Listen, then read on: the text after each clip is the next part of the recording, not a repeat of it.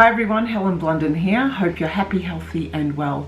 It's time for a new book review, and today I feel a bit awkward reviewing this book simply because any book that I have read about the concentration camps or the Holocaust, or indeed anything about World War II, has always been something that I obviously like to read simply because we need to read these so we don't forget, so that the same errors and the same harsh, awful things that happened during World War doesn't happen again. This time round, I am going to review Elie Wiesel's Night. Now, this is a book that I found at my secondhand bookstore in quite a good condition, and I believe it is actually a textbook, a reference text for English classes here in Australia, which is the reason that I found it in such good condition. Also, how I saw multiple copies in that same bookstore. This book was written by someone who's very well known in the Jewish community, who was very well known, and indeed he got a Nobel Prize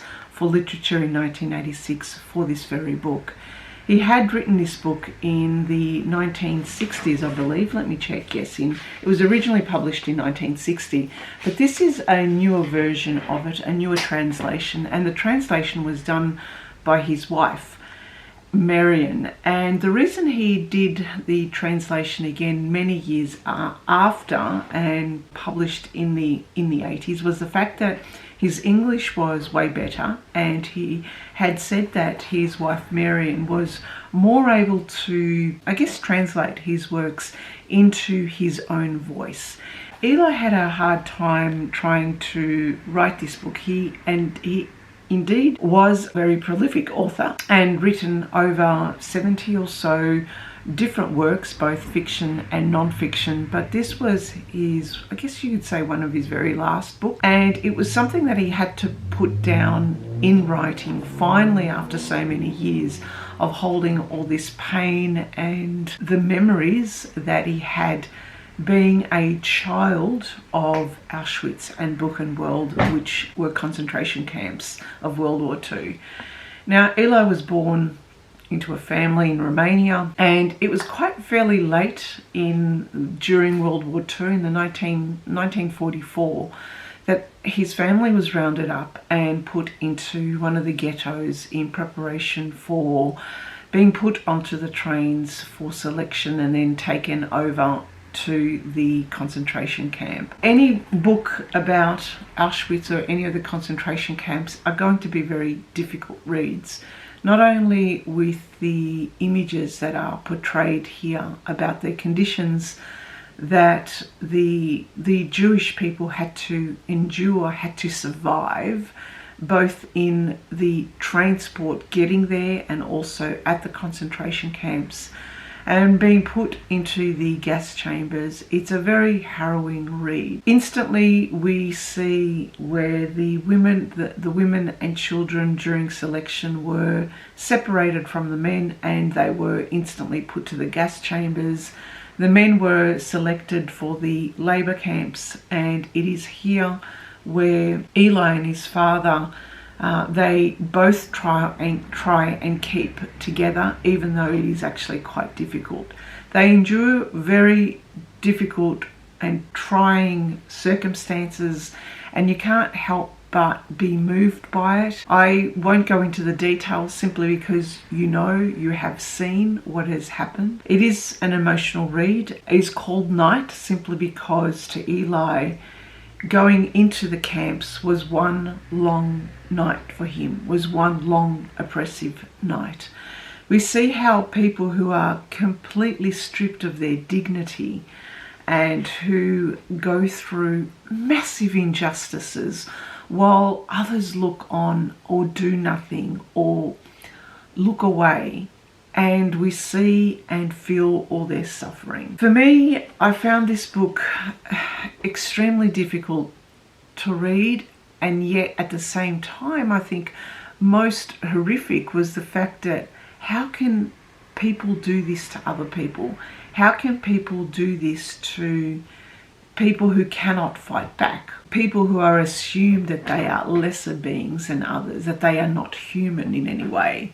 in actual fact, the perpetrators of this inhumanity are inhuman. And so this book is pretty much, for me, brought to light the evil in humans, the evil that they show to others, and how they can cause so much suffering, but not just suffering at that instance over the years of the concentration camps, but the suffering and the trauma generationally, post-generation, their children, their grandchildren. It's something that is and will never be forgotten.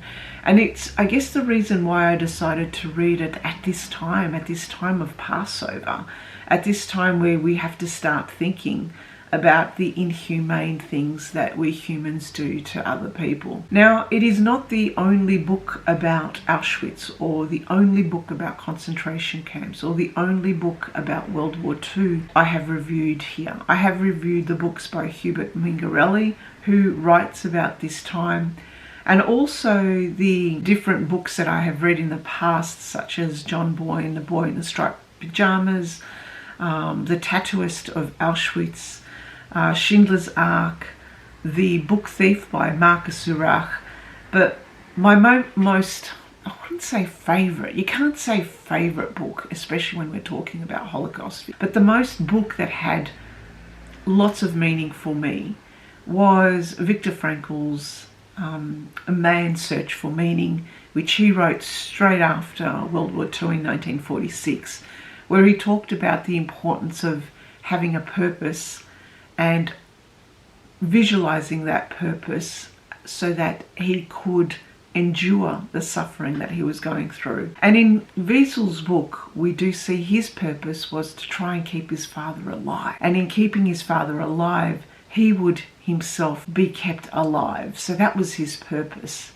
Despite all the horrific pictures and the imagery of sons going against their fathers, of sons beating their fathers for a little crust of bread.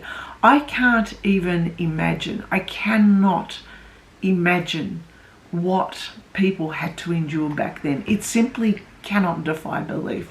But I believe that by the people writing about their experiences and about sharing their experiences and sharing their stories, it is something that has to and must be kept alive so that we don't repeat the same awful things that we do to other humans, even though we see that it is still happening so much around the world today, currently.